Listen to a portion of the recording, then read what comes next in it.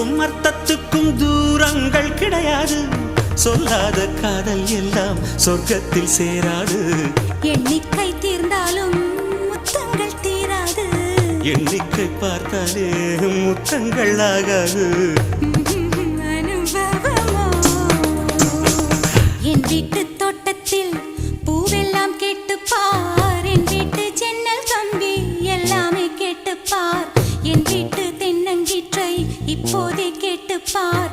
என் நெஞ்சை சொல்லுமே. உன் வீட்டு தோட்டத்தில் பூவெல்லாம் கேட்டுப்பார். உன் வீட்டு ஜன்னல் கம்பி எல்லாமே கேட்டுப்பார்.